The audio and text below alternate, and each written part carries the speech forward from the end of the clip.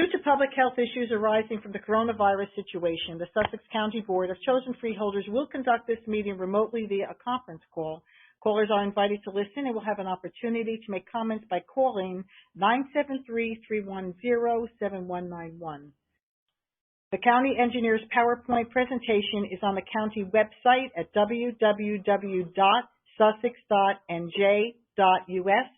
Visit the Freeholder page for meetings and agenda to view this presentation. I'd like to call this meeting to order. Terry, could you please take a roll call? Yes. Freeholder Fantasia. Here. Freeholder Fasano. Here. Freeholder Hertzberg. Here. Freeholder Director Patillo. Here. Freeholder Yardley. Here. Thank you. Could you please stand with us for a moment of silence and a salute to the flag?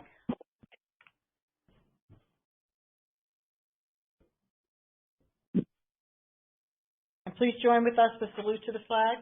I pledge allegiance to the flag, to the flag, of the United States of America, to the and to republic the republic for which it stands, one nation, under God, indivisible, with liberty and justice for all. Thank you very much.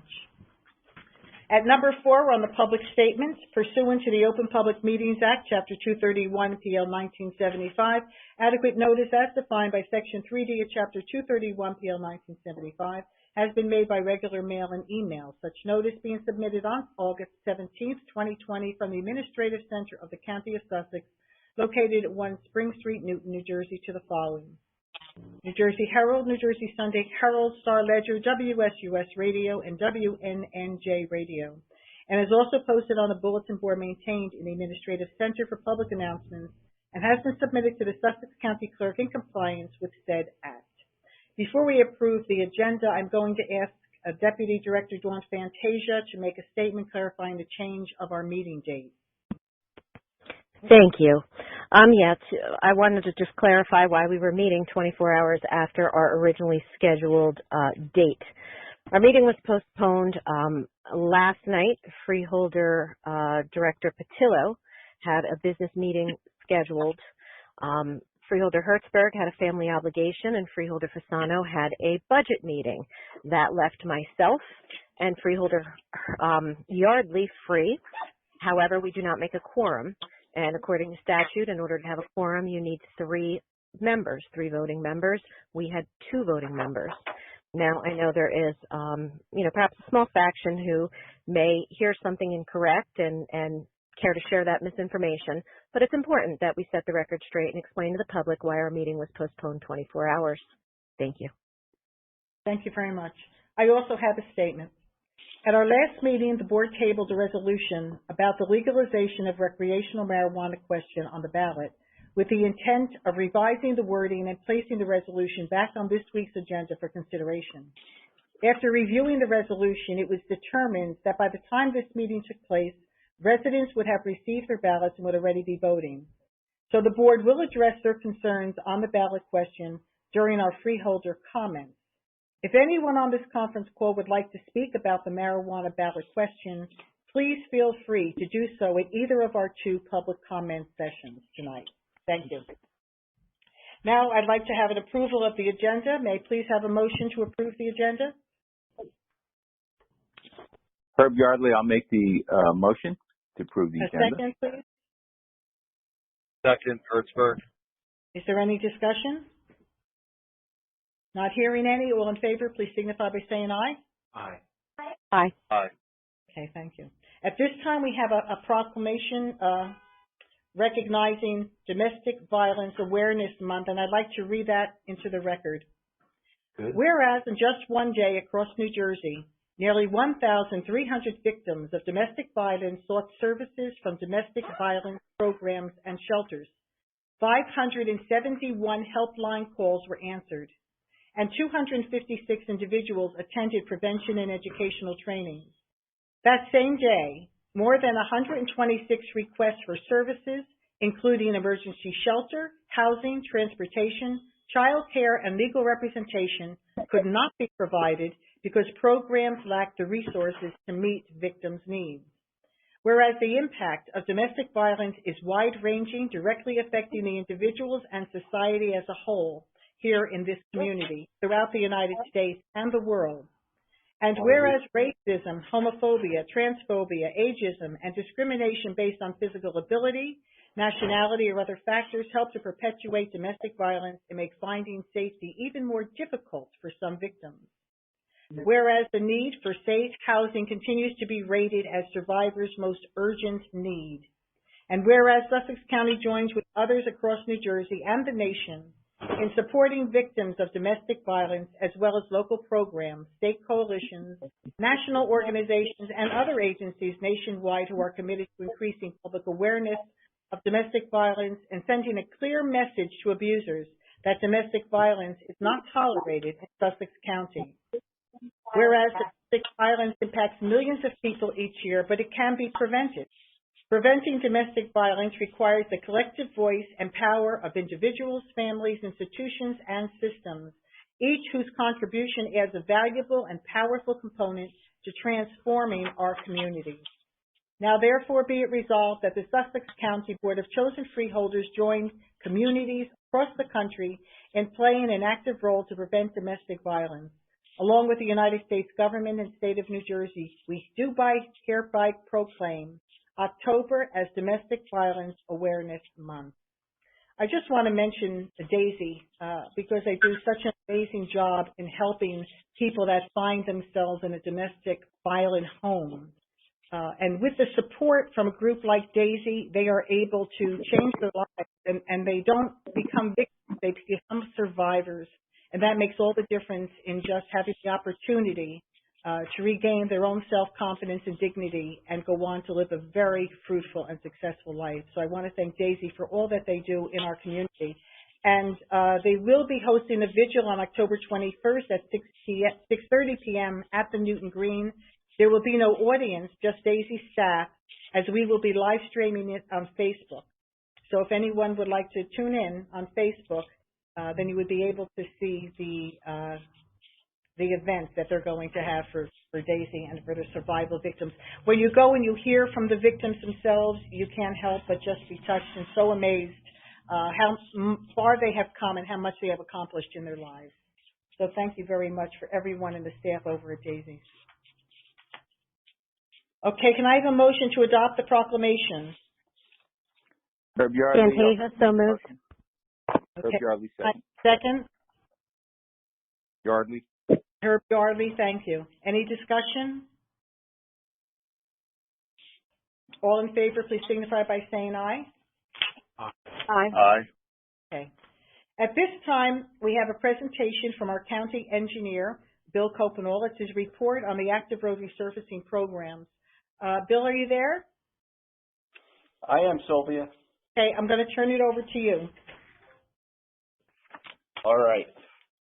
Good evening, everyone. I certainly wanted to thank you for providing an opportunity to give this update on the resurfacing program. I'm sure you're all aware it is the largest reoccurring capital program that's authorized by the board on an annual basis and managed by this department. I think everybody has received or has access to the presentation materials that were put together for tonight, and I will just kind of go through those generally.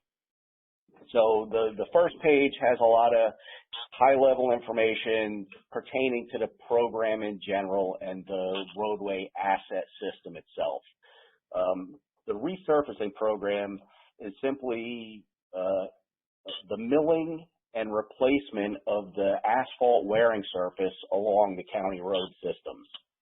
The process, the resurfacing process, is one of the pavement management practices that we employ along with crack sealing and microsurfacing. The pavement management program resurfacing component is the largest and certainly most costly of those management strategies. Couple of different reasons why the roads are resurfaced. Certainly the obvious is it improves the the wearing surface quality of the roadway itself. It eliminates a lot of the distress, potholes, alligator cracking, that is readily visible in older asphalt wearing surfaces. One of the other primary benefits of doing this is that it eliminates the reoccurring infiltration of water into the road box itself.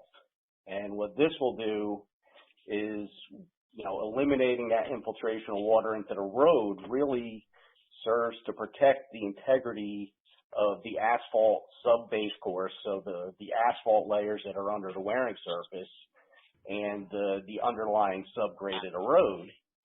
And by doing this, we really extend the overall service life of the road box as a composite unit, which therefore prevents or delays much more extensive and costly roadway repairs that would result from really the continued infiltration of water into the roads. So when we're preparing or evaluating the roads for resurfacing, we take a number of things into consideration, and annually we'll do 2 or 3 condition assessments of the road to identify the various distresses. We will use that information in conjunction with the traffic volumes that are experienced by the various roads, and we will come up with recommendations for prioritization of the resurfacing.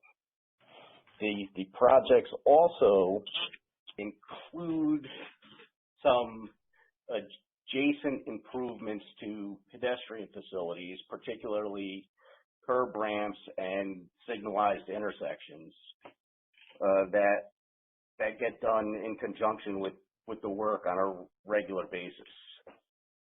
So our system of roads, and I'm sure you've heard me say this numerous times, consists of 620 lane miles or 310 centerline miles of roads. On average, the pavement management system has identified that our roads can provide for a 14-year service life between the replacements of the wearing surface. There are a number of factors that actually play into determining that 14-year average, and depending really on the volumes, in other words, the numbers of vehicles and the class of the vehicles, predominantly the percentage of trucks that are included within the volumes, it will actually range from a low of about 11 years to a high of about 18 to 19 years. Using the 14-year average, we can estimate that annually, to maintain the desirable level of service within the road system, the program should target about 22 centerline miles of roads, which is about 8% of the system per year. The current value of resurfacing the roads is in the neighborhood of $285,000 per centerline mile of road. So the ideal annual program of 22 miles would have a value of just over $6 million. The capital programs that are presented annually to the Capital Projects Committee by the division after the evaluation of the pavement conditions is depicted on page 2. And what you will notice is there's fairly significant fluctuations in the actual work that is completed on an annual basis. This is for a number of reasons, and certainly the annual work that's depicted completed is in miles of roads and is not necessarily reflective of budgeting authorizations, you would specifically, or I'll call out, we've had a couple of years, 2011 and 2015, where we had very low programs impacted not necessarily by budgeting constraints, but more by workload constraints. If you'll recall, 2011, we had a lot of emergency work that came up, and it served to delay the implementation of what would otherwise have been the 2011 project. So that got pushed to 2012, and in 2015, there were a number of delays in authorizations from the state level related to the allocations and approvals for the use of the state funds that were earmarked for the program. So that work got pushed out into future years. I would point out that the 2020 program is identified on here, which is currently in construction, as well as what our programmed and identified 2021 program is, which is in the final stages of design. It is anticipated, or we do anticipate, that will be submitted down to NJDOT later this year or early next year, with the anticipation that we would have an authorization for a spring 2021 construction on that work.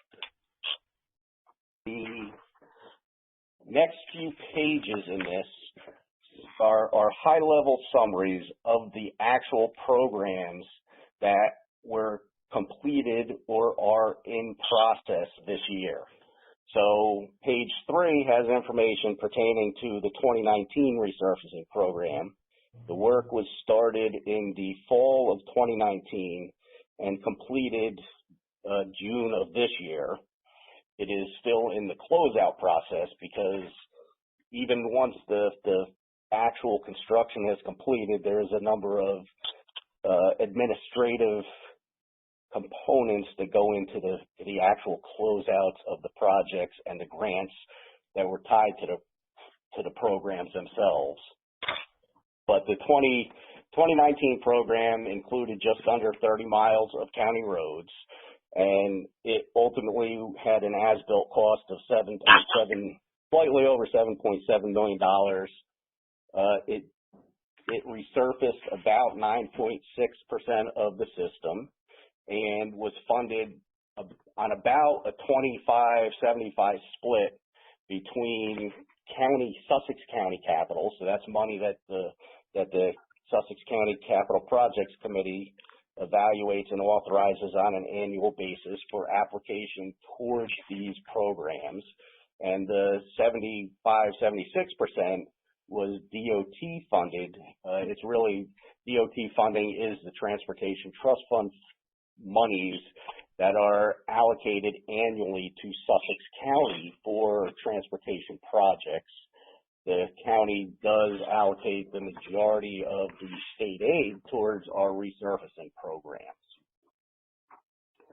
Page 4 provides some information on the project, the FY 2020 project, which is in active construction. It includes just over 15 miles worth of county roads, or about 5% of the system. And the contract award was just over $3.9 million. The work is about 30% complete as we speak. We do anticipate that the project has a high probability of experiencing a winter weather work shutdown. As as we're getting into the fall of this year and the temperatures start decreasing, we have to be conscious of the environmental conditions that impact the quality of the work. And certainly one of the objectives of these programs is to provide for a high quality product that will provide at least the average service life for the roadway. The sheet number 5 provides information on what we've termed the 2021 resurfacing program. It's the program that was funded as part of this year's budget and some state aid monies. And it is under design, as I had mentioned. It's about 90% complete. The project will most likely include just under 35 miles of road.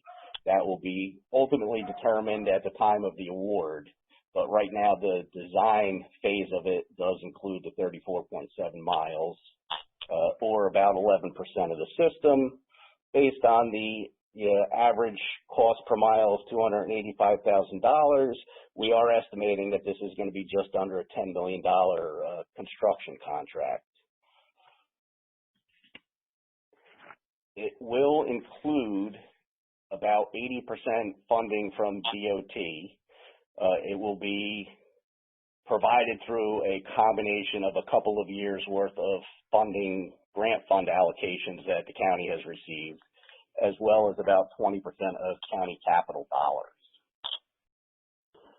The final page in the presentation material is just a high-level summary of the last 3-year projects, and it also includes some information on the 2022 program.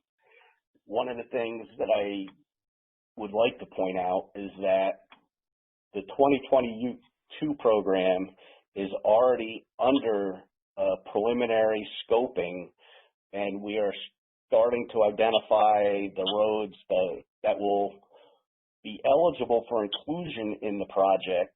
It will be part of the upcoming 2021-2022 capital requests, as well as what the board will be seeing in the very near future for the 2021 annual transportation program. So for the state aid funds, particularly the trust fund dollars, to be eligible for use on a project, we've got to make sure that the individual roads or road segments are all identified within the county's annual transportation programs. So I think, a couple of things that are noteworthy are certainly shown in that last summary table, and the values of the programs, the $21+ million that have been invested over the last 3 years, 2019, 2020, and 21, toward these programs, and the resurfacing of just under 80 miles worth of county roads, or about 26% of our system.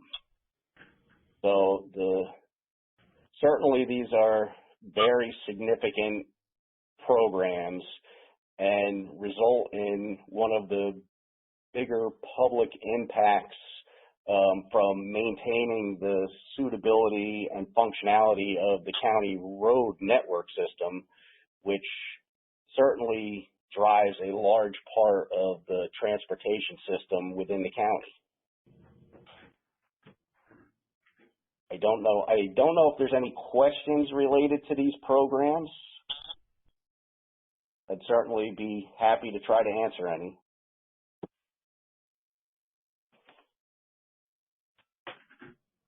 Do the freeholders have any questions for Bill? Yes, this is Herb. Hi, Herb. Bill? Hi. Bill, this is part of our continual program for paving and working through the county. Is that correct? Yes, it is. This is the annual resurfacing program, which really overlays, resurfaces roads within the county. And do you know offhand? I'm sorry. Go ahead. Oh no, I was going to say the individual sheets. I think it's 3, 4, and 5. Do include within them a tabular list of the road segments that were included within each year's program, as well as the municipalities that the roads are located within. And certainly you can kind of tell by looking at that information that there's a pretty broad distribution of the work, around the entirety of the county. Okay, thank you. This is Freeholder Fantasia. I just wanted to say thank you again for providing us with all of this written information, and I appreciate at the agenda meeting when I had some questions regarding last year's program compared to this year's program and funding and, the actual labor involved. I appreciate you clarifying for me, so thank you. I think this is really comprehensive. You're very welcome, and I'm glad to hear the information is beneficial. Yeah, Bill, this is Josh Hertzberg. I just want to thank you. I know you and your staff do a tremendous job most of the time with very little help. I know you're understaffed and you guys work really hard, and you have a very difficult job. We have a ton of roads, and with the weather up here, you guys do a great job in keeping the roads safe and keeping them up. And I just want to thank you for all your hard work. Please pass that on to your staff also. I certainly will, Josh, and I can't sing their praises enough. The staff within the department is very professional, dedicated, and hardworking. And I can tell you, going into this year with the public health emergency, I really was not sure how it was going to impact our progression of all of the capital projects that we try to manage, whether it be these resurfacing projects or the bridge projects. And I think the staff has done a phenomenal job of staying on top of all of these and keeping all of these major projects moving forward, which was a concern for me from day one, because as you all know, most of these projects have very constrained grant schedule deadlines that we really have to comply with. So I am certainly pleased with all the efforts that have come forth this year within the department to keep this work moving forward. Thank you, Bill. Yeah. Bill, this is Sylvia Patillo. I just want to thank you again for this presentation, and I also would want to compliment you and your staff. I know that you've taken on a couple of jobs in the position that you have to get us through, and these projects take a tremendous amount of planning and organization, and as always, you've done a wonderful job. So thank you for making it so easy to understand and for the wonderful presentation this evening. Thank you, Sylvia. You're all welcome. I'm glad I could provide the information, and hopefully it was useful and understandable. Absolutely. And it was very exciting to drive around the county and see all of these roads being paved.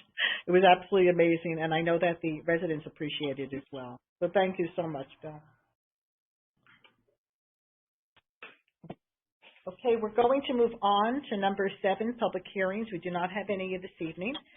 And number 8 is the public session from the floor.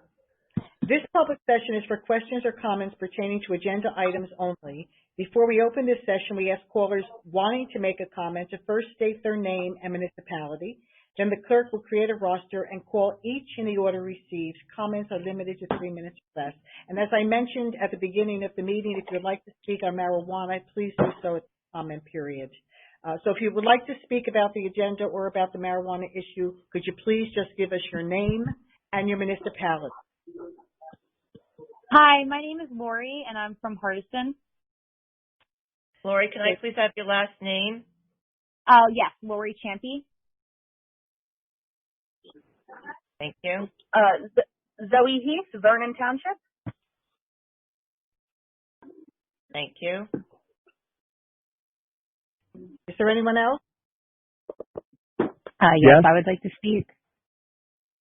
Your name, please? Jamie Van need a last- Stiver. I'm sorry, could you repeat your last name? I'm sorry. You were speaking when I was speaking. Van Stiver. Would you like me to spell that? Sure.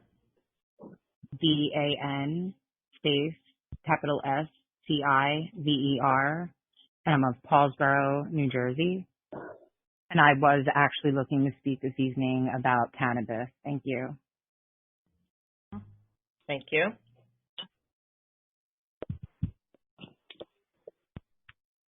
Is there anyone else? Yes. My name is Jeffrey King, King. And I live in Eatontown.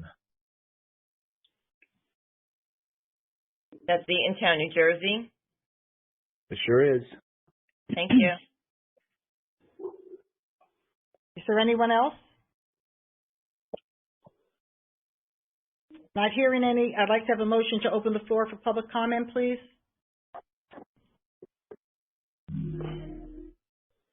So moved, Josh Hertzberg. Second? Second, Fantasia. All in favor, please signify by saying aye. Aye. Aye. Okay. The floor is open, and Terry, would you please call the names in order, please? Yes, our first caller is Lori Campy from Hardiston. Hi, so I just want to thank you all so much for reading the proclamation. My name is Lori. I'm the Prevention and Education Coordinator at DAISY. October is Domestic Violence Awareness Month, and every year, we do our vigil. And I really just want to thank you for taking the time out of your meeting to read the proclamation, Sylvia. And I just want to let you know that we are looking forward to you speaking next week at the vigil. Like Sylvia said, we're doing it a little bit differently this year. Usually we have it in person, but due to COVID and health guidelines, we wanted to make it as safe as possible for everybody. So if anybody would like to watch, Daisy will be streaming it on our Facebook page at 6:30 p.m. And I just want to say thank you so much. It really means a lot to not only the staff at Daisy, but to the community members in Sussex County to know that our freeholders support this movement and that there is help available. Daisy's helpline is available 24/7 to anybody, and it can be used simply to talk to people if someone's having a hard time in an unhealthy relationship, or if they're in crisis and need our safe house, they can access it also by calling the helpline. So I just want to reiterate my thanks. It means so much, and we are looking forward to having you speak next week, Sylvia. So thank you. Lori, I can't thank you and your staff enough over the years. I've met many of the people that have used your service, and you have changed their lives. And it's just by the support, the love, and the compassion that you show. And when they speak, so often I've heard them, you can hear how much they appreciate and love all the things that you've done and all the people associated with your organization. So you offer a tremendous, compassionate service to this community, and in times of need, a safe place for people to go. And I can't thank you enough for that. And you just make a difference in people's lives. So thank you. And I will be there to speak. It means a lot. Thank you so much. And I'm looking forward to seeing you there. Okay. Thank you, honey. May I say something? I would also like to thank you. I know in these times, specifically with COVID, it has increased exponentially the need for mental health support, the need for support for domestic violence victims. Both of those areas are a critical area in need of our attention. So the fact that you are available 24/7, even in the face of current circumstances, just speaks volumes to your dedication, and we really appreciate you. Thank you. Thank you so much. It really means a lot. And if anybody, seriously, anybody on this call knows of anyone who needs services, especially like you just said, domestic violence rates have increased. We have increased clients at this time. Please refer them to our services. We're always here. And not only for domestic violence, sexual violence, human trafficking, we are here. So just thank you so much for acknowledging this tonight. And like I said, Sylvia, we're looking forward to next week. Okay, me too. Okay. Our next caller is Zoe Heath from Vernon Township. Hi, thank you. I tuned into the meeting a little bit late, so I was wondering, is the marijuana resolution on the agenda, or was it removed? I was just a little confused. Yeah, after we looked at the resolution, we realized by the time this meeting took place, the ballots were already out and everybody was voting. So we're going to speak about it, Zoe, and express our feelings about that issue on our comment period. But it's open to anyone, either at this comment period for the public or the one at the end of the meeting, if you would like to speak on marijuana. So feel free. Okay, thank you. That's all I wanted to know. I appreciate it. Are you finished, Zoe? Yes, I am. I just had a question. Oh, okay. Thank you. I didn't want to stop the clock. Okay, thank you. No, I appreciate it. Yeah. Our next caller was Jamie Van Stiver from Paulsboro, New Jersey.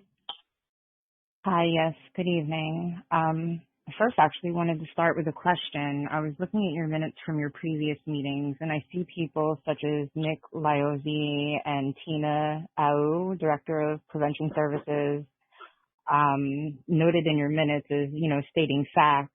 When they present this to you, are they giving you any sites for their source of information? And is that ever provided to the public? I would actually like to review that as well.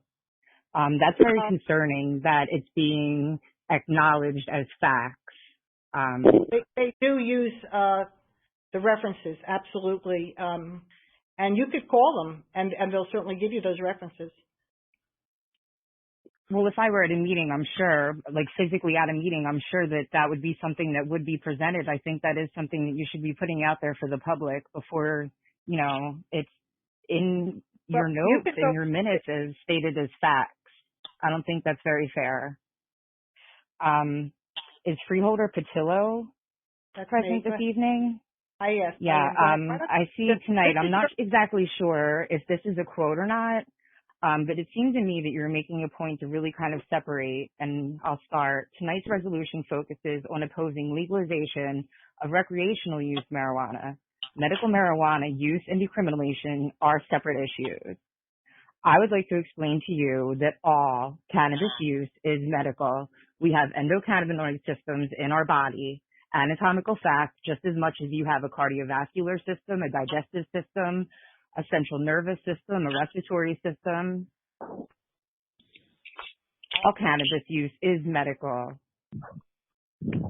And I don't know why your meetings are ran on expressing feelings. It was just said that you would express your feelings on the matter. I think this is a great matter of importance that should be talked about, facts and not feelings. You're affecting a great amount of people. Someone else was quoted as saying that, why make this more readily available to the youth? I don't think that there should be prohibition and people giving up their freedoms because of people's inability to control adolescents. Someone else was quoted saying that all of the youth were seeking counseling because of marijuana use. I think that's incredibly unfair to say. I think it's a disgusting thought. I think they're there because of trauma, probably because of mental health issues, and I think maybe they've been using it as a coping mechanism and self-medicating, but for someone to say that they're all there because of that is disgusting. I think all of your facts and information are incredibly biased and misleading to people. I'm done. Here. Thank you. Thank you. Here. Time. Okay. The next speaker is Jeff King from Eatontown, New Jersey. Good evening. I would like to say that I agree with everything that Jamie Van Scriver said. I think she said it very well. I noticed some of the same inconsistencies, and I didn't appreciate. One example is that you said that people are using marijuana for anxiety, and that's exactly what the state law allows as a qualifying condition. So why would you want to block that? I think you're blocking legalization for the same reason why it was made illegal in the first place. Harry Anslinger was the chief of the Federal Bureau of Narcotics, and he testified before Congress in 1934 and said that marijuana makes darkies want to have relations with white women. He was very racist. So prohibition is based on racist lies, and it's a stigma. And saying that decriminalization and medical are different than social use and adult use, that is not true. You're perpetuating the stigma. You just ignorantly are supporting a system that is resulting in a very, very tragic, disproportionate arrest of people of color. You have nothing to say about all the people whose lives have been ruined by an arrest? You have nothing to say about that. That's not important. That's not a priority. I think you're way out of line. I care about children too, children who are being arrested. That's not right. And you have nothing to say about that. You don't care? Are you happy about that? Apparently you are if you want to perpetuate this injustice. with your resolution. I think that's shameful that you would be so firmly planted on the wrong side of history to dig in deeper with a failed system. You're admitting that it's failed. You were quoted as saying, it's everywhere. It's easy for kids to get. Mr. So King, why 1 don't minute. you change that? Why don't you change that? Why don't you do something that would result in people needing to show ID to purchase cannabis? Take it out of the hands of street dealers where they don't check ID and where they offer other more dangerous substances. You're worried about addiction, so take the person on the street out of the equation who has other more addictive substances. I think you're totally out of line. You're really wrong on this. You're really, really wrong. You need to go home and look yourself in the mirror. Look up Harry Anslinger if you don't know who he is. You should know. You should not be involved in this discussion if you don't know who Harry Anslinger is. You absolutely have to know who he is, and you should be denouncing him and what he stood for. I would like to know who audibly laughed and make that noted, please. So, you control the minutes. Thank you very much. Your time is up, 3 minutes. We are finished with this section of the public. We are ready to move on to our next agenda item. Thank you. I never got a chance to speak. Go right ahead. Yeah, this is Lefty Grimes. I'm actually Oh, I'm here at sorry. Liquid. Wait, I apologize. 1 second. Caller, go back. I'm sorry. You were not on my list. Yeah, you couldn't hear me before when I was talking, and I was trying to tell All right, you I'm going to be on the list. then forgive me. I have to defer to the director. Will you take one No. more caller? Director Patillo, will you take one more? I was on mute, yes. All right, I'm sorry. Caller, can you identify your name and your municipality? Yes, my name is Edward Lefty Grimes. I'm here at Liquid Church, Parsippany, taking a break from church right now to call you. This is All right, that's 3 minutes. This is an issue that has become very politicized among police also. We have police that go out in public and talk about how legalization is bad. I've been to over 200 police stations. I've talked to hundreds of cops. I've talked to police chiefs that want cannabis legalized, but they cannot talk about it legally or they'll be reprimanded and in trouble. So we only get to hear from the cops that want to put black people in chains for a plant. We only get to hear from those police. We want to hear from the good cops that want freedom, that fight for freedom, that fight for the Constitution. I know a lot of cops like that. I've met hundreds. And it's shameful that it's become politicized. Everything is left and right. And I'm going to tell you right now, I'm a church, and my pastor says there is no left and right. There's only an up or down. You need to do the right thing by everybody. And the drug war is racist. If you look at the history of the drug war, it's built on racism. And you want to know why? The reason why we have Black Lives Matter all up in arms is because of the racism that they live under. They don't live under the same police that we live under. The police in my town treated me wonderfully. I live in the suburbs. I'm a white guy in the suburbs. Black people, at 10 years old, they're taught to be afraid of the police. They're taught to, when they leave, to do everything the police say, to be afraid because they're being killed. I don't live like that. I don't have that fear because I have white privilege. Black people don't have that privilege. So I think you should reevaluate what you have done, pray on it, because this affects mostly black people and brown people. Like people have said before, Harry Anslinger, Google Harry Anslinger, and you'll see why drugs or cannabis is illegal. And we need to end this war on cannabis. And I want you all, by the way, I represent a Sativa Cross, 501c3. I represent thousands of patients all over the state. And we all agree that you should change your ordinance. It's simple. It makes patients' life easier, harder. You're taking people in wheelchairs and making their lives easier, harder. And I don't think you have the right to be a lobbyist. If you're going to be a lobbyist, be a lobbyist. If you're going to be a politician, be a politician. We got police chiefs all over the state. Well, we have a police chief that's being a lobbyist, and we're going to have him resign. He's from a group called RAMP, a group called SAM, and a group called Don't Let New Jersey Go to Pot. They're run by Mary Pat Angelini, who's a body broker who wants to put people that use cannabis in rehab. Cannabis users in rehab. Are you kidding me? Are you kidding me? No. That's ridiculous. I was on opiates for 10 years. I got off opiates using cannabis. I know how bad opiates are, and I help other people to get off opiates using cannabis. So They went with songs to the battle. They were young, straight of limb, true of eye, steady and aglow. They were staunch to the end against odds uncounted. They fell with their faces to the foe. Mr. Grimes, thank you very much. Your time is we up. that are left grow old. Age shall not weary them. Mr. Grimes, thank you. Condemn. We are ready to move on to our next agenda item. Mr. Grimes, your time is up. Next agenda item. Okay, thank you. Could everyone that's please on this phone call, please mute your phones unless you're speaking, and otherwise the background noise makes it very hard to hear those who are speaking. Okay, at this point, could I have a motion to close the floor for public comment? Fantasia, so moved. Can I have a second? Second, Hertzberg. All in favor, please signify by saying aye. Aye. Thank you. We're going to begin with freeholder comments, and I'm going to begin with freeholder Anthony Fasano. Thank you, Sylvia. I first want to thank Bill Coppenall and his team for all their hard work. Although it may not be the most attractive topic to discuss when it comes to county government, our roads are critically important to Sussex County's success, and keeping up with the needs of our infrastructure must be a top priority. That presentation was a breath of fresh air to me because it was a county presentation regarding something other than COVID-19. Sussex County has never shut down due to the pandemic, and Sussex County has never stopped keeping up with our needs and providing crucial services for our residents.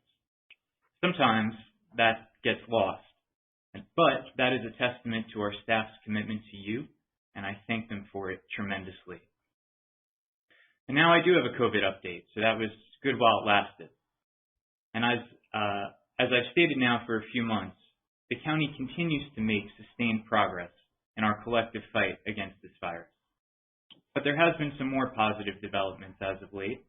Sussex County will soon be offering comprehensive COVID-19 testing in the near future. Sussex County has developed a testing plan that is currently awaiting state approval. Our goals are focused on saving lives, ensuring safety, continuing vigilance, and maintaining a commitment toward reopening businesses in Sussex County. To achieve these goals, the county will develop testing strategies that will include at-home county testing countywide, reestablishing a county test site in coordination with the county influenza vaccination clinics, mobile and walk-up testing options. Sussex County will be using a COVID-19 RT-PCR test. This COVID-19 RT-PCR test can be used to test upper and lower respiratory specimens. Sussex County has formed a countywide testing task force consisting of members representing county government, County Links Agency, the Health Department, Newton Medical Center, Zufall Health Center, OEM, State Department of Health, community organizations active in disaster, faith-based organizations, and community-based organizations that assisted with assessing the needs of the underserved populations and reviewed the testing plan. We expect to have more information at one of our upcoming meetings in the very near future, as we are expecting to hear from the state regarding the approval of this plan shortly. And finally, you might be aware that there is an election taking place, and it is an important one. And your vote is your voice, and your vote will be secure and counted in Sussex County. The county clerk's office is helping get the word out about this election, and I am sure you have heard from them by now in the newspaper, on the radio, online, and in your mailbox. All ballots have been mailed. You should have received your mail-in ballot by now, and voters can choose how to return their voted ballot. The following options are available: by delivering it in person to the County Board of Elections here on Ocean Street in Newton, by depositing it in one of the drop boxes placed throughout the county, by mail, by using your return ballot. Would you please mute your phones if you are not speaking? Thank you. Thank you, Sylvia. I'm almost done. By mail, in which that postage is prepaid and that must carry a postmark no later than November 3rd, or in person, by bringing their mail-in ballot to their assigned polling place and submitting it there. Each municipality will be required to open at least one in-person polling site. Sussex County will have 37 polling locations available. Voters who do prefer to vote in person on Election Day can bring their mail-in ballot to their assigned polling place and hand it directly to a poll worker. However, only voters with a disability will be permitted to use an in-person accessible voting machine on Election Day as per the Governor's executive order. If you go to the polls to vote in person, but do not bring in your mail-in ballot, you will be given a paper provisional ballot. Provisional ballots are counted only after the deadline to accept and count mail-in ballots, and voters will receive a postcard in the mail by October 23rd next week, advising them of their designated polling location. If you have any questions about how the upcoming general election is going to be conducted, please call our election office at 973-579-0900, extension 1507. And please do not rely on social media for your election information. Make the county clerk's office your place for election information, and you can visit them online at sussexcountyclerk.org/election. Thank you, Sylvia, and that concludes my report this evening. Thank you very much. Freeholder Josh Hertzberg, please. Thank you, Sylvia. I'm going to once again thank Bill Coppinall and the staff. They do a great job. I also want to thank Jamie and the staff at Daisy for their help, their work, helping those that need it most. I have a special place in my heart for those who protect the people that need it most from predators, and I'm glad that we were able to do that tonight for them and acknowledge their work. And then I'm just going to touch on the hot topic for tonight, the marijuana. I'm glad that we are giving our feelings on it rather than passing a proclamation. I think it's important that we let the voters make the decision. I think, we have to abide by the will of the people, and, this is going to go to a vote and people are going to decide, but I think it's also important to understand that it's government's responsibility to make sure that when we do things like that we roll it out safely and with proper precautions. And that's my concern, is that if it does pass, do we have the right policies and procedures and protections in place to do it safely for people? Do we have dedicated funds for addiction, for treatment, for law enforcement if needed? Are we doing that, with those considerations? I have a real concern with edibles and how they could affect children. And, there's tons of cases noted. Edibles are different than when smoking marijuana. They're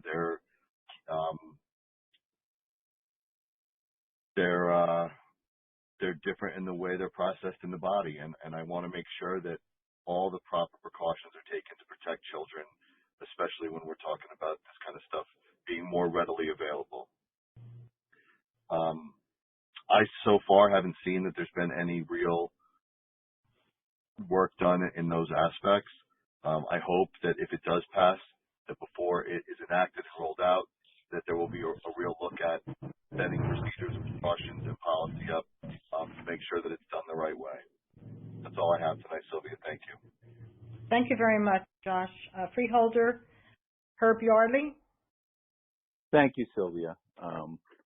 I'd like to thank the Social Services Board, Carolyn Irvet, for the work she's doing. She's doing very good work with the Health Department, the COVID program, and working with the staff and making sure that many of the residents are getting things that they need. I also would like to thank her and the board for the work you've been doing with the veterans.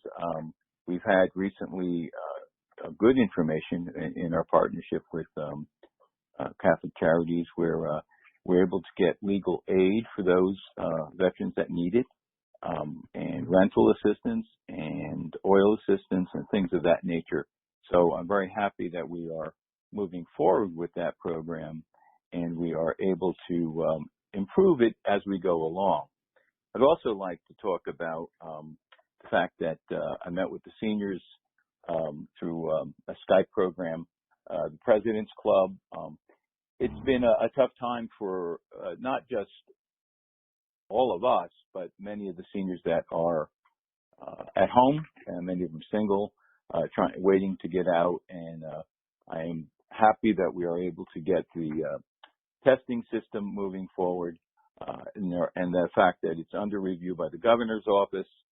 Hopefully we will be able to have that offered, and we will be able to do the outreach to those people that are unable to get out with the programs. I want to talk a little bit about marijuana. About 2 years ago, I took a program over at Project Self-Sufficiency. We talked about the impact of marijuana with young children, say 14-year-olds and younger. Some of the things in an article, because we're always looking for facts or who wrote something, Alex Benson, former New York Times reporter, you can go online and look him up. He did some research, and he found a couple things. And marijuana is responsible for the drugs high, the THC is. It can cause psychotic episodes. And after decades of study, scientists no longer debate if marijuana causes psychosis. They did some studies, and they found linked some psychosis to Colorado prisons, people in there serving time. Recent study found that teenage brains are more vulnerable, and this is what happened was part of the program that I went to, Project Self-Sufficiency. The effects of marijuana are more they're more vulnerable to those effects of marijuana than alcohol. The University of Pennsylvania discovered young people that use marijuana frequently were more likely than non-users to have lower scores on tests of memory, learning new information, and higher levels in problem solving. Massachusetts Poison Control Center reported an emerging trend with kids consuming marijuana edibles. Over the first 3 quarters of 2020, the Poison Control Center said 66% of the exposure calls were related to pediatric exposure to marijuana products. During the same time, 80% of the calls were related to marijuana edibles, were for pediatric exposures, according to the data. My issue with legalizing marijuana is the fact that gummy bears, sour gummy bears, sour worms, edibles, chocolate, get in the hands of children. I'm very concerned that the controls will not be there. If you go online, you can see some of the things that are being sold. They look like candies, and some of them are actually characters that you would recognize, if you're an older person, from TV. I don't see that New Jersey has control or has planned to have control over how they're going to handle edibles. And that is my concern. I am concerned about the youth, the health of the youth, and their future. Thank you. Wow, this is a joke. Outbursts such as that will not be tolerated. Thank you. Thank you very much, Herb. I'd like to ask Deputy Director Dawn Fantasia, please. Thank you. I'm again going to ask, I think this is the third time, to ask callers to mute their line. And I could not agree with one of those speakers who spoke with us and shared their thoughts more. There's nothing ruder that I've experienced than when somebody is sharing their thoughts, be it the board or the public, and anybody feels the need to outburst, laugh, or do something that's disrespectful. Whether you agree with the speaker or not, whoever laughed at the speaker that came was very rude, and whoever just did that was very rude. So I would hope that that doesn't happen again. I'm going to start with the marijuana issue. I'm going to share just 2 concerns that I have. The first has to do with traffic safety, and the second is the black market. So traffic fatalities have increased in Colorado since that state legalized the use of recreational marijuana. There was an analysis published this June by the Journal of the American Medical Association. And since Colorado legalized recreational use 6 years ago, there's an average of 75 additional deaths resulting from traffic accidents per year.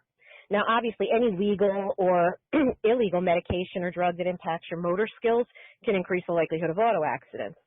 And as a country, so far 11 states and Washington, D.C. have legalized marijuana. Now, interestingly, the study found evidence of an increase of traffic fatalities after legalization and the subsequent recreational marijuana laws in Colorado, but not in Washington state. So what it may show is the differences in the actual recreational marijuana laws, things like density of cannabis stores or levels of out-of-state cannabis tourism may be a factor that will impact traffic fatalities. So currently, with alcohol, a police officer could administer a breathalyzer if they pull a driver over. And now in states where marijuana is legal, there's no test comparable to a breathalyzer for alcohol and no reliable roadside measurement device. Some items are in development, they're in trials, but there's nothing proven to be effective across the board at this date. And the study also showed that the majority of impaired drivers had consumed alcohol or other drugs along with marijuana, so it's very difficult to separate what marijuana's specific impact was. But what they can cite is between 35 and 50 drivers a year involved in fatal crashes in Colorado tested positive for the legal threshold of, quote, active Delta-9 THC over the past 2 years. But Delta-9 THC is undetectable after anywhere from 30 to 90 minutes, yet can have an effect that spans up to 6 hours. But the conundrum is on the flip side, systemic evidence of THC in general can stay in a person's body for a month. So you might possibly have a chronic user that has a false positive on a screening or might not even be impaired, depending on what screening tool we use, even with really high levels of marijuana in their bodies. Or you could have a novice user who shows no Delta-9 THC at that 90-minute mark, but is still pretty high 3 hours later. So I think this poses quite a legal problem when we just look at it through a legal lens. My second concern is the black market. So BDS Analytics, who are located in Colorado, they're a Colorado-based cannabis industry research firm, they estimated that 78% of all marijuana sold in California in 2018 was illegal, and 90% of the marijuana sold last year in Massachusetts was illegal. And more than half of marijuana sales in Oregon and Washington state were illegal last year. Why? It's the price. So when I think about how New Jersey rolled out our, quote, medical marijuana, which, by the way, I fully support. I have family members who do have their medical marijuana card. I fully endorse expanding the list of conditions that are allowed, and I feel that it is high time that Big Pharma stops denying the merit of medicinal use of marijuana. But I think about how New Jersey bungled it. Customers stand in ridiculously long lines. They pay high prices. Marijuana sold at New Jersey dispensaries can be double the price of street weed. But the absolute worst mistake that New Jersey made was instituting a tax on medical marijuana purchases. So there's about 77,000 patients registered in New Jersey for the medical marijuana program, but there's lack of supply and a ridiculous price. So these users can pay up to $500 for an ounce of medical marijuana. So to me, that just tells me the logic behind the program absolutely is not there. So that's $500 before state and local sales tax, which thank God will be eliminated through legislation because it's being phased out. I believe it was at 6.6%, then down to 4%, and it's eventually being phased out. But, you know, over-the-counter and prescription medicines at traditional pharmacies are exempt from New Jersey sales tax. So we dare use the term, quote, medical and charge these patients sales tax. Again, I feel like this will not be rolled out properly by the state of New Jersey. The thought was not even put behind it. The Murphy administration never met a tax they don't have a love affair with. And by this greed and by not returning tax revenue to the municipalities to increase education and social services, et cetera, I feel like the plan is destined to fail out of the gate. So my thoughts on medical marijuana are very different, or I know the one caller had said that there's no difference. I'm talking about recreational use just for leisure by adults. My advice is tread lightly because without a plan, there's a lot to learn from Colorado. There's a lot to learn from Washington, D.C., where their price tops over $500 for the same comparable amount that you can get for $265. We're going to create a thriving black market, And all of these windfalls that we think the state is going to be getting are going to be earmarked for all these programs that have nothing to do with education, nothing to do with social services or prevention. Nothing will go to that, and everything will go to pet projects in Trenton. And I think it's going to be rolled out. It's going to be a disaster. So that's my thoughts on New Jersey's plans for recreational marijuana. I'm going to segue to COVID information from the county. New Jersey Department of Health estimates that the county has a population of 140,000. So far, 35,336 residents have received and reported a test for COVID-19. That's about 1 in 4 residents have been tested. 1,703 tests have been reported as positive cases. It's a positivity rate of 4.8%. Now, of these positive cases, 1,373 have been classified as recovered. Again, a person's deemed recovered if they're not hospitalized or, God forbid, they have not passed when our public health nursing staff contacts them for follow-up. Now, 133 cases are under investigation, meaning the illness is running its course, and public health nursing stays in contact to monitor recovery. Now, there's been 197 deaths for a death rate of 11.5%. You might notice that it's that death rate is coming down. If you recall, our death rate at one point was over 14%. Now, 58% of our deaths originated in our long-term care facilities. Now, last I spoke with our epidemiologist, she reported that there was a marked concentration of cases in individuals aged 15 to 18, with roughly 70% in that age group reporting as asymptomatic. So they were tested as a result of being classified as a, quote, close contact, not because they were symptomatic. So our death rate continues to drop as our case numbers rise. There have been no new COVID-19 related deaths in Sussex County reported since August 14th. So yesterday was the 2-month mark with no deaths in the county. Now, over the past 10 days, we've had 9 cases reassigned out of the county, and that happens if someone's home address is used, but they aren't actually in that area, or let's say there's a student that's studying out of state, staying in a dorm. That's how that can happen. Now, if you recall, Sussex County had a single-digit daily count of COVID-19 positive cases from June 3rd to September 18th, when the county started to see an increase in those number of cases. And our epidemiologist attributes that the increase in count is mainly due to social activities such as residential parties at homes and gatherings, and sports games and sports practices of high school students, who in turn then may have passed the illness within a household. Currently, there's 4 staff-related outbreak cases from long-term care facilities. So, although as a county we were fairly clear that we were appalled at the delay in funding and resources from the State Department of Health, as Freeholder Fasano stated, our plans to address, God forbid, there be a second wave are actually solid, and we will be funded, and the county is very pleased with that development. Next, I received a report from President John Connolly, Dr. Connolly, from the college. I have a few updates for us. As far as academics at the college, as part of the state consortium, Sussex County Community College continues organizing an opportunity with the U.S. Navy for offering online college programs and classes. In conjunction with the New Jersey Council of Community Colleges, the college is exploring future opportunities in global manufacturing, supply chain management, innovation, and technology. And the college continues to develop their partnerships with other organizations. So they're currently working on a partnership with Centenary University and the School of Conservation in Stokes Forest. They continue to refine their plans for the launch of the Culinary Institute, which is a core part of the culinary degree program at the McGuire property. The new academic center is now open for use. And this is a very interesting development here. The college has upgraded the backstop at the Public Safety and Training Academy gun range, which allows the use of higher caliber weapons, including rifles, which allow our police departments to go to one location for their qualifying. So that was a really very, very important development for our police departments. Now, as far as athletics goes, athletic practices are in the 4th week, continuing to be monitored closely for compliance with college requirements regarding COVID-19 safety protocols. By way of student life, the Veterans Affairs Office is planning a grab-and-go style fish and chips fundraiser this fall, with proceeds going to the Veterans Emergency Relief Fund. And in collaboration with Degree Up, the college hosted a suicide awareness event in the Connor Green to bring attention to mental health and support resources. So we thank the students for their involvement with those programs.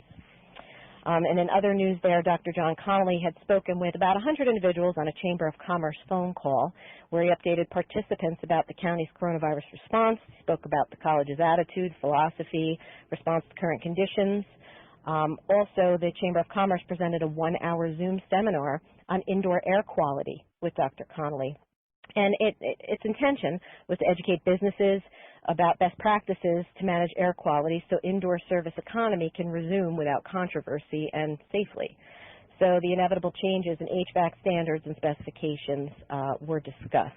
And last update from the college board chair, William Curcio, has been named to the Committee on Racial and Social Justice, a newly formed panel on the New Jersey Council of County Colleges, meant to address societal inequalities among schools statewide. The committee is comprised of 3 presidents and 3 trustees from state county colleges. And I thank Freeholder Fasano. My last update was to go through voting. It is unnecessary for me to go through that for a duplicate. Thank you for doing that, Freeholder. However, there's just 2 things I would like to mention. One, if anybody is concerned, about their ballot actually being received and their vote, quote, counting, the state does offer the ability to track your ballot. Now, I've been contacted by some residents that say, I didn't look at my voter ID number, and I already put it back. I put it in the box, one of the drop boxes. What do I do? And the state also offers your ability to look up your voting record where it will give you your voter ID number. So you just have to go to the state website, and you are actually able to retrieve that number. So do not worry if you don't have that number and you've already mailed your ballot back. You're still able to get your voter ID number online without having to call and wait for a call back anywhere. You can do it very easily online and track your ballot that way. And last, another question that arose that was a little bit off the beaten path, but it's important to say. Very important that when you return your ballot, your mail-in ballot, that you do not write on that ballot unless you are writing in a candidate's name. So, for instance, there are the circles that you fill in for the candidate of your choice. There's a space for write-in candidate should you choose to list somebody's name. Some individuals have expressed the want to write a note, to either the Board of Elections, to the county, to the governor, to anybody. That is not the place because that can actually disqualify your ballot. So if you have anything you would like to express, a letter would be the proper form, or an email would be the proper form. Writing a love note on your ballot is not the way to go because your ballot can be disqualified if you do that. So please just keep the ballot for official ballot use, and you can send your thoughts and concerns separately. And that's what I have for tonight. Thank you very much. Thank you, Dawn. In the past few years, I've had some very interesting discussions on the issue of marijuana with residents from all over the county. And what I'm speaking about is not medical marijuana. It's not decriminalization of marijuana. It's about legalizing recreational marijuana. And clearly, people see this issue from many different perspectives, as you heard tonight, and have formed very strong opinions for or against it. But now that other states have legalized recreational marijuana, there is information available that offers facts about the impact this legislation has had on their community. And I'm going to read directly from the SAM report, the Smart Approaches to Marijuana organization. They just released their 4th annual report on harms of marijuana legalization. What I'm going to read is from their report. The report begins with a quote from Dr. Kevin Sabet, who is a former senior drug policy advisor to the Obama administration, and he is the president of SAM.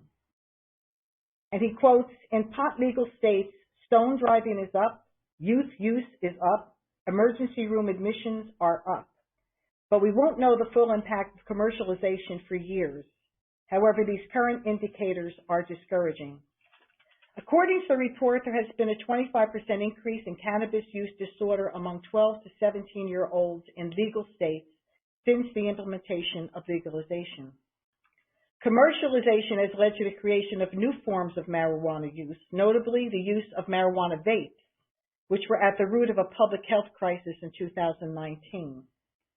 As commercialization has led to dramatic increases in the potency of marijuana products and increases in their availability, calls made to poison control centers in Colorado, Massachusetts, and Washington for marijuana exposures have risen. In Colorado, they rose to 112%, in Massachusetts 140%, and Washington 103% respectively since legalization. Youth marijuana use has drastically increased over the last few years, with past month use among teenagers increasing over 72% from 2018 to 19. An average of 10% of teens reported past month marijuana vaping in 2019. Then in 2019, 2.4% of teenagers reported vaping marijuana almost daily, exceeding near daily cigarette use and near daily alcohol use among this group. Additionally, near daily marijuana use, as reported by the University of Michigan's Monitoring the Future survey, increased dramatically from 2018 to 19, with 6% of 12th graders, 4.8% of 10th graders, and 1.3% of 8th graders reporting near daily marijuana use in 2019. The increase in near daily marijuana use among 8th graders is particularly concerning. In 2019, near daily use rates jumped 85.7% from 2018 to 19. Past year, as well as past month marijuana use among 12 to 17-year-olds in legal states increased from 2016-17 to 2017-18. An average of 16% of 12 to 17-year-olds in legal states reported past year use in 2017 and 18, and an average of 9.4% reported past month use. These increases far exceed marijuana use rates among youth aged 12 to 17 in states where marijuana remains illegal. Marijuana-impaired driving continues to be a major threat to public safety as a result of legalization. In Colorado, marijuana-impaired driving is on the rise in the state, and as a result, so are traffic fatalities. In 2018, marijuana-impaired drivers were implicated in 18.2% of traffic fatalities in the state of Colorado. Many of the legal states failed to establish laws or guidance prior to legalizing marijuana, leaving law enforcement officers in the dark as legislators played catch-up to dangerous trends. As a result, road safety is compromised. Commercialization advocates have long argued that legalization will reduce the black market marijuana activity in legal states. However, the legalization and commercialization of marijuana has led to greater black market activity than ever before. And finally, while states may have legalized marijuana, the overwhelming majority of localities in California, Colorado, Michigan, and Oregon have opted out of allowing marijuana sales, showing that there is significant pushback against marijuana commercialization at the local level. Now, there is a lot of information out there on the website. If you want to look up the CDC site or the Surgeon General site, he also has an advisory to raise awareness about marijuana. But before I close, I would just like to mention what's going on in Sussex County, because Sussex County Pride survey, which was given to 3,400 students from grades 6 to 12 in Sussex County, and that was in 2019, and this is the result of that survey in Sussex County. Marijuana use increased among 11th and 12th grade students from 2017 to 2018. 15% of 11th grade students and 21% of 12th grade students reported that they had used marijuana within the past 30 days. So we can see that we still have an active use of marijuana even in a state that has not legalized it yet. But I'm not here to debate the issue. Everybody has to look at all of these facts and understand what the possibilities and what the impact will be to our communities. And then they have to decide when they go out to vote whether they are for or against. I'm not here tonight to debate it. I'm not here to change anybody's decision or opinions on this. I'm just giving you the facts coming out of the different states that have already legalized marijuana. So with that, I'm going to go on with our agenda and thank everybody for their comments. I appreciate everyone that took the time to get onto this conference call. So now we're going to go to approval of the consent agenda, number 10 The Board of Chosen Freeholders of the County of Sussex has reviewed the consent agenda consisting of various proposed resolutions and determined that adoption of the said resolutions is in and will further the public interest. If any freeholder would like to remove, an item to be considered separately, please do so now. Is there anyone that would like to remove something on the consent agenda? Okay, not hearing anybody, can I have a motion to approve the consent agenda resolutions A through J? Fantasia, so moved. Hertzberg, second. Okay, could I have a roll call, please, Terry? Freeholder Fantasia? Yes. Freeholder Fasano? Yes. Freeholder Hertzberg? Yes. Freeholder Director Patillo? Yes. Freeholder Yardley? Yes. Okay, move on to approval of minutes. Our regular meeting is September 23rd, 2020. Can I please have a motion to approve the minutes from the regular meeting? Fantasia, so moved. Second? Second, Hertzberg. Any discussion or corrections? Not hearing any. All in favor, please signify by saying aye. Aye. Aye. Opposed? Abstentions? Okay. Number 12 is appointments and resignations. There are none for this evening. And number 13 are resolutions from A to E. Could I please have a motion to approve the resolutions from A to E? Fantasia, so moved. Second, Yardley, please. second.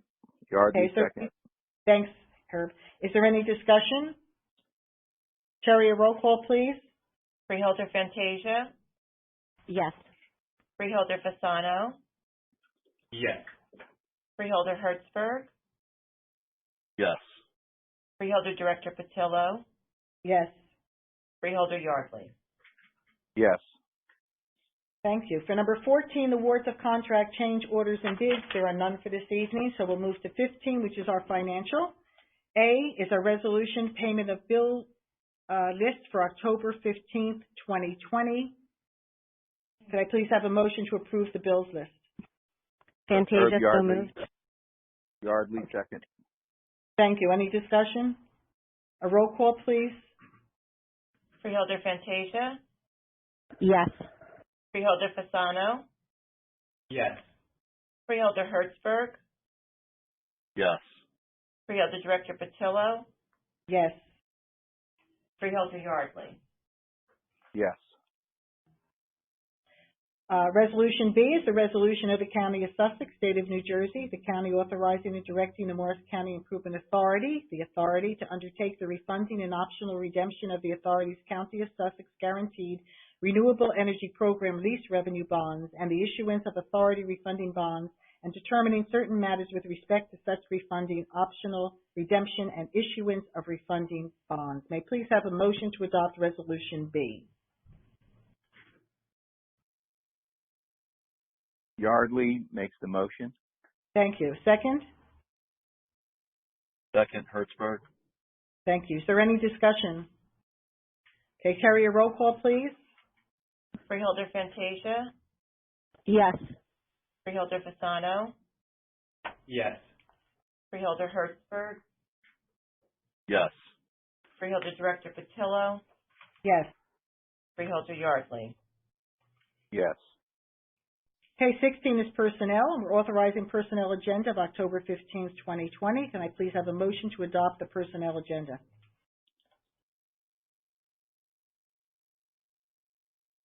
Yardley makes the motion. Anthony seconds it. Is there any discussion? A roll call, please, Terry. Freeholder Fantasia? Yes. Freeholder Fasano? Yes. Freeholder Hertzberg? Yes. Freeholder Director Patillo? Yes. Freeholder Yardley? Yes. Okay, number 17, at this time, Gregory Puff, our business administrator, will give his report. Thank you, Director. As I know, the board still has a number of items to come before it in executive session this evening. I'll make my comments brief. As previously mentioned, we are waiting for approval from the state Department of Health on the county's testing plan, which, as previously mentioned, will include at-home, mobile, and fixed-site testing. We're very much looking forward to receiving that approval so that we can now proceed to the contract phase of engaging a laboratory to perform those tests for the county. In addition, we have started our department hearings in preparation of the county's 2021 operating budget. Those hearings will continue through next week, and we will be developing the 2021 capital improvement program starting in November.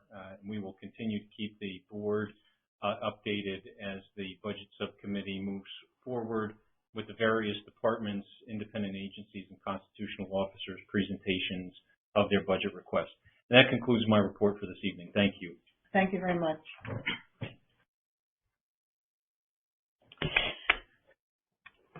Do any of the freeholders have any unfinished business they would like to present? I don't know if it falls under unfinished. I think it would fall under unfinished. I just wanted to mention to the board that although we were not particularly pleased, any of us, with the final iteration of the state budget for this year, I'm happy to report that the discriminatory firearms fees were not included in the budget, and this board passed a resolution against that. We shared it across the state. It went to the Senate and the Assembly budget committees. Warren County also supported us in our efforts there, and those fees do remain the same as they were in this budget cycle. So that, was, again, in the grand scheme, a small victory, but really did stand up for, for those not as fortunate financially to be able to still exercise their Second Amendment rights. Thank you very much, Dawn. It's good to hear that. Is there any new business that anyone would like to bring up? Okay, then at 21, we're open again for public session from the floor. Again, this session is for general questions or comments. And before we open this session, we ask callers wanting to make a comment to first state your name and municipality. Then the clerk will create a roster and call each in the order received. Comments are limited to 3 minutes or less. So would you please state your name or municipality if you'd like to make a comment? Hello? Hello? Yes. Yes. Oh, thank you. Your name? Excuse me. My name is Jeff Oakes. I'm from Monmouth Beach, New Jersey. I'm sorry, Jeff, what is your last name? Oakes. And you're from Monmouth, New Jersey? Oceanport, New Jersey. Oh, Oceanport. Okay. All right. Thank you.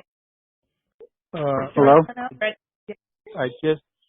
I just joined the meeting, so I'm speaking blindly.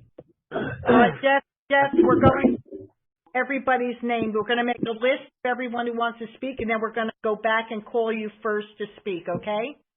Okay, thank you. I appreciate that. Is there anyone else on the line that would like to speak? Yes. Yes, my name is Heather Scott Mason. I'm from Sparta. I'm sorry, was your first name Heather? Yes. And your last name? It's Scott Mason, S-T as in Tom, O-T-T hyphen M-A-S-O-N. From Sparta. Yes. Thank you. Next, is there anyone else? Yes. Stephen. And from Augusta.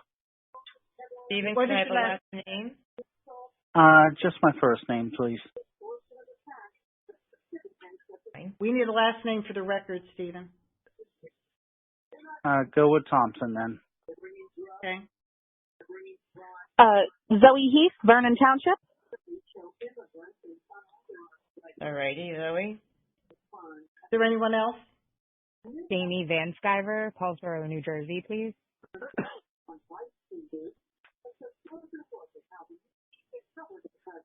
All right. Is there anyone else? Edward. Edward?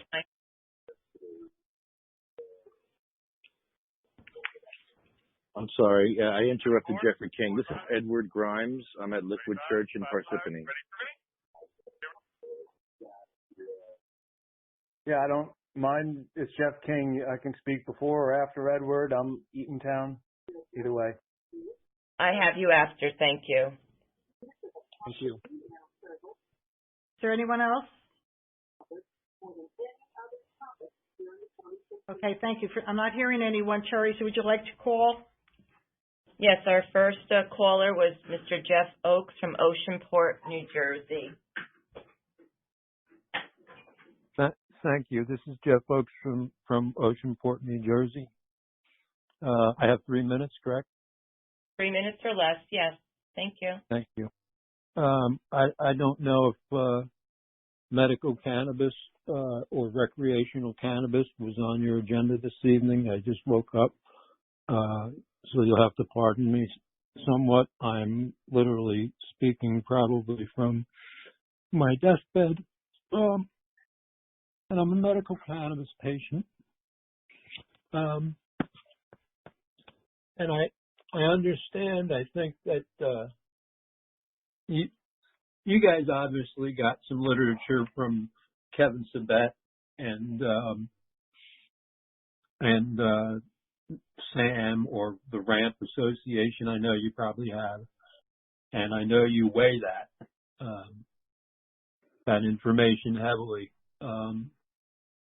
I just like to say I've been a patient for 4 years, and it has helped me through a ridiculous amount of chemo and surgery and everything else. It has kept me off opioids for the whole time. I attended multiple meetings around the state of New Jersey that Kevin Sabet put on, particularly one in Wall Township, where I was spoken to and treated very, very rudely. I was expected to be there. They knew I was coming somehow. I guess they saw us post the event, and I was actually assaulted at the doorway, not by Kevin Sabet, but by people that knew I was coming. That's the stigma that has existed, and that's the stigma that I've fought through my whole. Mr. Oakes, 1 minute. Can you stop my time, please? You have 1 minute, Mr. Oakes. Oh, sorry. And through that experience, that stigma, I've managed to make it. But people like Mr. Sabet have spread false information. I've suffered, and so have my fellow patients, because they haven't been able to get the amounts of cannabis that they need to treat their ailments. And I'm at the end of my journey, and I can say that it has truly helped me. And as far as recreational cannabis, there are plenty of people that may not qualify, who have conditions that wouldn't qualify for the program, that would like to be able to use cannabis to improve their lives, to replace all kinds of medications. It deserves to. The people of New Jersey deserve it as an alternative medication during this ridiculous opioid crisis and the pandemic we are going through. Mr. Oakes, your time is up. Mr. Oakes, your time. So Jeff, I first want to say I am grateful that you made this call, and I can hear how difficult it is for you, and we were not talking about medical marijuana. As a matter of fact, personally, I think medical marijuana should be in drugstores and easily accessible to those that are able to receive that. I'm glad that it's working for you, and I just want to tell you I thank you very much for speaking, and I do wish you the best. Thank you. I appreciate it. Thank you very much, Jeff. Thank you. Our next caller is Heather Stottmason from Sparta. Yes, hi, thank you. The first thing I wanted to bring up is that there's been a lot of mention of SAM, which is actually an anti-legalization lobby from Washington, D.C. So really, any studies that you're looking at from there have to be taken with a grain of salt, because there's multiple variables that come into play, especially when they were talking about the increases of people that they say were testing positive from traffic stops. You don't know what other reasons are going on that could be skewing those numbers. So without reviewing all of those, you can't necessarily take them at face value. One of the first things you learn when you're doing any kind of scientific course is correlation does not imply causation. So those studies, unless they're being compared against other groups that are pro, you really can't be looking at those. You mentioned that I think it was Freeholder Fantasia, that some states that had legalized were still seeing arrest rates of over 20% for illegal. The point is that before it was legalized, 100% of those were illegal. There was a lot of talk about the kids. We're not looking to legalize it for children. I'm a mother. I have teenagers. I'm very concerned about what my kids are doing. But for the little ones, there's things like child-proof caps, and it could be regulated very easily. People aren't looking to be selling this to the kids from the dispensaries. You know, it's just, I feel like we're using the kids, or people are using the kids as an excuse to speak out against it. Thank you. That's all I had to say. Thank you. Thank you very much, Heather. Our next caller is Stephen Thompson from Augusta. Yes, hello. Those numbers are kind of really one-sided. That's why they're using rates. If they go up from 1 to 10, that's 100%. So it's not really a big number. And then you're talking about numbers 75, but you really don't know whether it's from marijuana or what it's from. So to really bring that up, it's kind of unfair. And then these hospital rates going up for marijuana, they're not really saying if the numbers are going down for heroin, cocaine, or anything else. So these numbers are really flawed and just kind of one-sided to attack marijuana. So they're really unfair to really bring up. But that's not my reason for coming on here. So let me please speak the reason for my call. I have emailed Mr. Yardley, Freeholder Yardley, before, and this is specifically about diversion programs. And diversion programs are designed for anyone in trouble, third or fourth degree programs or charges, and for small charges, first-time offenders.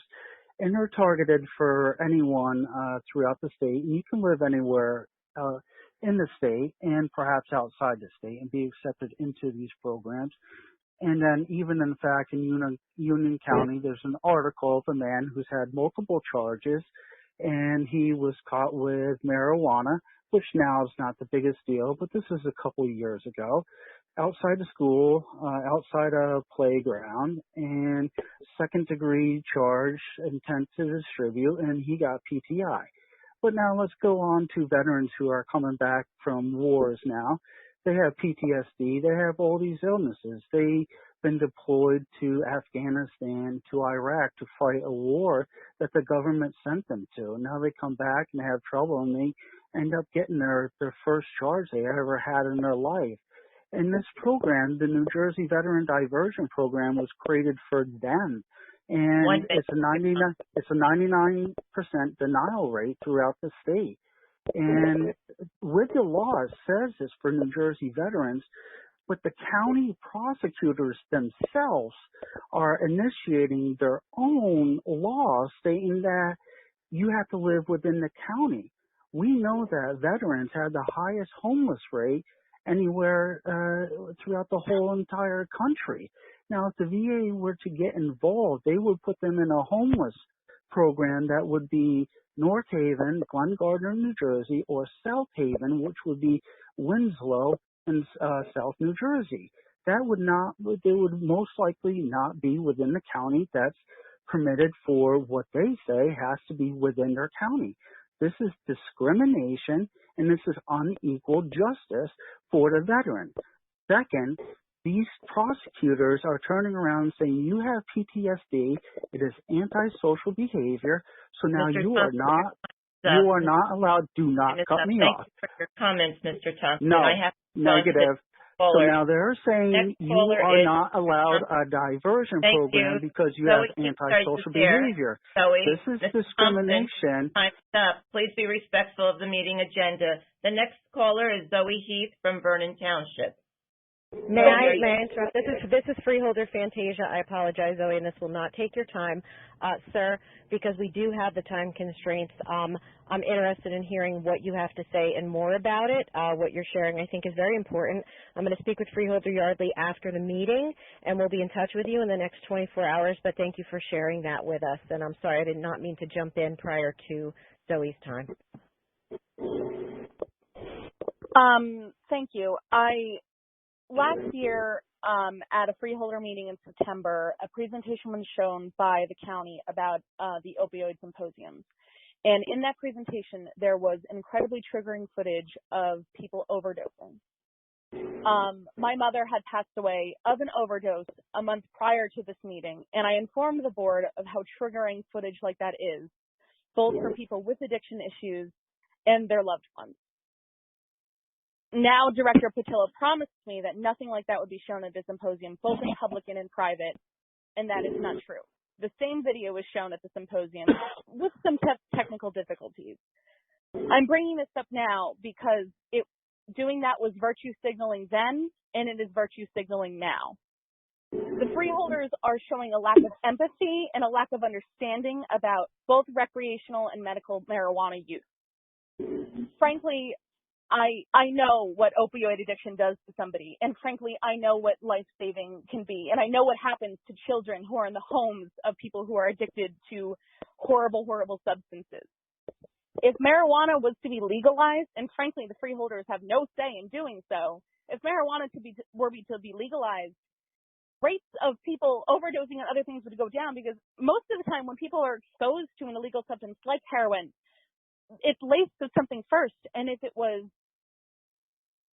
processed and it went through a health check through the government or some other facility like our food does, that wouldn't happen, and addiction rates would go down. I'm truly, truly appalled because, frankly, the Freeholder Board didn't care about opioids last year. They cared because the person running against Freeholder Patillo worked at the Center for Prevention. And they don't care about marijuana now. It's political theater because there's an election happening. I say this again and again. I wish our elected officials, and I truly mean this, all sides of the party cared about the people they're representing. But all that's clearly cared about right now is getting reelected and getting their political party in. Zoe, your time is up. Thank you for your comments. Our next caller is Edward Grimes from Parsippany. Excuse me, Mr. Grimes, are you on speaker? Mr. Grimes, are you there? Mr. Grimes, have you muted your call? I'm sorry. Is that better? Yes, okay, it can is. You hear me? Okay, thank you. Yes, about what I said before. There's a union called the UFCW, and this union represents cannabis workers. And what you're doing is hurting the working class by stopping legalization, because there is a union that will actually keep this drug out of the hands of children. Because when Teamsters deliver alcohol to liquor stores, no Teamster is going to give up their job, their wages, their insurance, their health care to sell stuff out of their truck to a child. That's insane. No Teamster is going to do that. So no cannabis worker and the union is going to be doing stuff like that. This is a unionized, this is a professional union. I was in a CWF for 16 years. I understand the importance of unions. I know Republicans don't like unions, but I love unions. I think they're great. They are going to keep the cannabis industry in check, because we do need to keep the cannabis industry in check. I agree with that. I support patients' rights. I support all cannabis patients' rights. And I also support the working class's rights to grow their own cannabis. Because the biggest problem is that for opiate addiction, we can't get cannabis. We can't get enough cannabis that could get us off these opiates. It took me months, a year to get off opiates because of my back. I have an artificial disc. I have a fusion. I have a cervical fusion. I was on opiates for 10 years. It was very hard to get off all those opiates. And I had to buy a lot of cannabis to do that. The problem was I didn't get enough cannabis that I needed. I couldn't get the suppositories I needed, the edibles, the tinctures, the oils, the FICO. That was not available. Once we get legalization, that will become available to people with addiction problems. And that's a huge issue to getting people off addiction, getting off opiates with cannabis. It's happening all over the United States. You need to wake up to that fact that it's helpful. God put this plan here for a reason. 1 minute. This plan it helps so many different conditions, not just one or two conditions, hundreds and hundreds of conditions. It's in the Bible.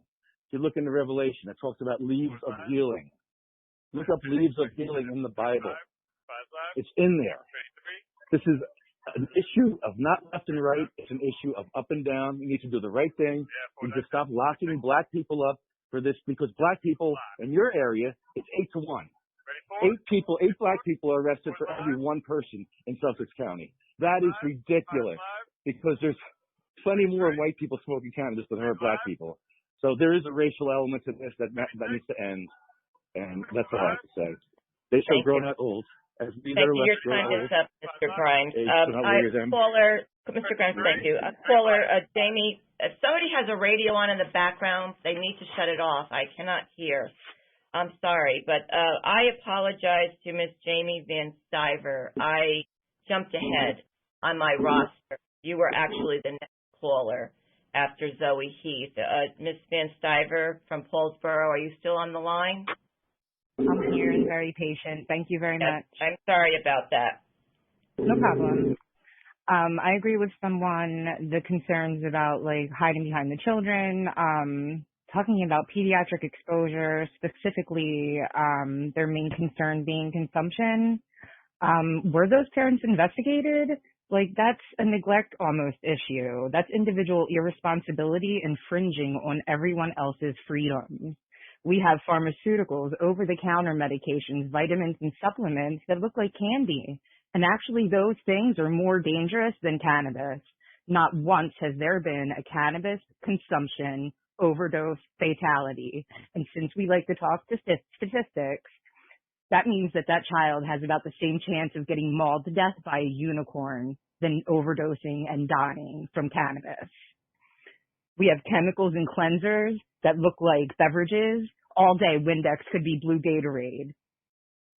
We have other substances, alcohol, if you really want to talk about directed at children, flavored like sour gummies, cotton candy, s'mores, chocolate, bubble gum. That's more concerning. That's individual responsibility. Also, emergency department treatment for pediatric overdose, I would like to make note the majority of time is observation and fluids. Does that sound like a fatal overdose to you? That's individual responsibility. I would like for you to please research on your own terms. I don't want to talk about my feelings. I want to talk about the terms marijuana and cannabis and how they were racially derived. Investigate, research on your own. I don't need to throw interest-based statistics at you. When you go research these terms and Harry Anslinger, they're going to come up as facts because that's the only truth available. Research the endocannabinoid system in the body. I would like to close with a quote from Neil deGrasse Tyson. The good thing about science is that it's true, whether or not you believe in it. Thank you. Thank you. Our last caller this evening is Mr. Jeff King from Eatontown. Good evening. I would just like to say that I really like what your callers have been saying. It's a lot better than what I've heard from you. The leadership from the callers is what I'm agreeing with. Candy, edibles, that's not true in Massachusetts. Massachusetts, they're very boring cubes. They're very boring. There's nothing exciting. There's nothing that looks like a cartoon character, so that's not a factual statement. The thriving black market's here now. We already have a thriving black market that's controlled by violence, doesn't ID children. Medical tax is too high. There is no availability and accessibility. We need to work on that. We need to fix that. Legalization is part of that. So is home grow, individual liberty and freedom. Check on the commercialization, right? So you're all for home growing, and you're obviously all for decriminalization because nobody wants to talk about that at all. You're terrified of talking about decriminalization. Heaven forbid we stop the arrests of people of color. Heaven forbid we talk about that. I asked you to talk about that, and you didn't. You were fearful of talking about that. Is it too real?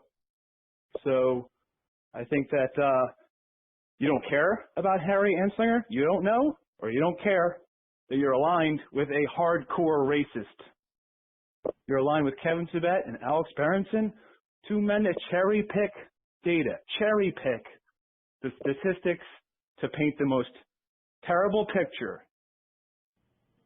Lawrence's book is subtitled Tell Your Children. That's the same subtitle as Propaganda 1950s Reefer Madness film. See for yourself. It's the same title. Is that accidental or on purpose?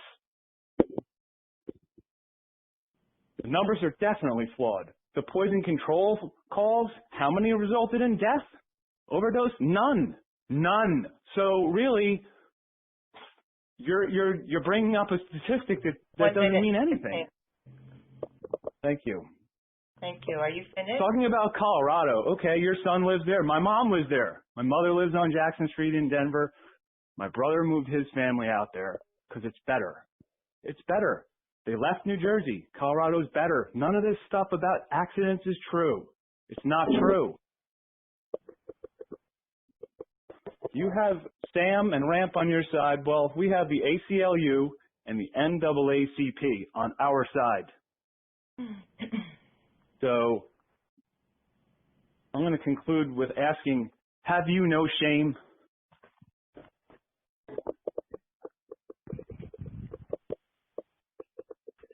Have you concluded your comments?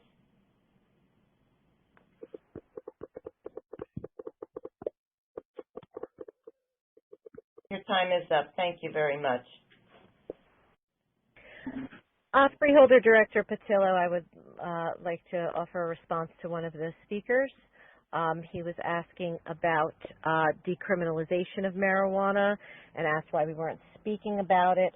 Again, in New Jersey, if you're keeping up with this issue in any capacity, you would know that the bill to decriminalize marijuana passed the New Jersey Assembly. Instead of arrest, it's a $50 fine. That happened back in June. So that would decriminalize possession of up to 2 ounces. That was Bill A1897. The Assembly voted 63 to 10 in favor with 5 abstentions. So that was bipartisan. The main goal of it was to seek to replace arrests for possessing up to 2 ounces of weed with a civil fine of $50 and lessen jail time for larger amounts. Now, in both houses, the lawmakers moved really quickly on it, and that was appreciated, but it halted when the public question was going on the ballot to actually legalize marijuana. So if your concern is that at the county level we aren't discussing that, that's because we're well aware of what already happened at the state level regarding that. So just to update the public as to where the state is on that issue, that's where the state is. Thank you. Thank you very much, Dawn. Could I please have a motion to close the floor to the public? Pittsburgh, so moved. Thank you. And a second? Second, yeah. Thank you. All in favor, please signify by saying aye. I would like to thank everyone who spoke. I can hear that you're very passionate about this, and the vote is in the hands of the people, which is where it should be. So thank you very much for coming and speaking. For 22 reminders, please check the county's website at www.sussex.nj.us for meeting schedules. Now we have executive session. Sherry, would you read that, please? Yes, whereas the subject matters about to be discussed may be excluded from the public portion of the meeting by resolution of the Board of Chosen Freeholders as an exception to the Open Public Meetings Act pursuant to NJSA 10:4-12B, and whereas it appears necessary for the Board of Chosen Freeholders to discuss such matters in executive session, now therefore be it resolved that the Board of Chosen Freeholders of the County of Sussex, in accordance with the provisions of NJSA 10:4-12B and NJSA 10:4-13, that the Board at this time will take a recess until what time would you like to consider your recess to last till? 10 minutes is probably long enough. Think 10 minutes? Would it be easier if I could say 8:15? Sure, that's perfect. Say okay, 8:15 p.m. And then reconvene into an executive session from which the public shall be excluded, And be it further resolved that the general nature of the subject to be discussed relates to the following items authorized by NJSA 10:4-12B as designated. Number 7, matters relating to litigation, negotiations, and the attorney-client privilege, which is fire inspection services and contract negotiations, PBA 378 corrections. And item 8, matters relating to the employment relationship, personnel policies, and various appointments.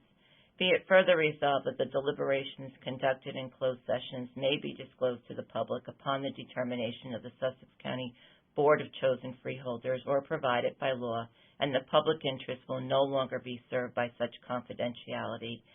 And be it further resolved that upon completion of the business which the board has entered in executive session, the board shall not take formal action and will adjourn the meeting from executive session. Okay, thank you very much. Do we have to take a vote? Well, we have a recess of 15 minutes. Motion to. We just need a motion to recess till 8:15. All right, motion to recess the meeting till 8:15 p.m. and reconvene in executive session. May I have a motion, please?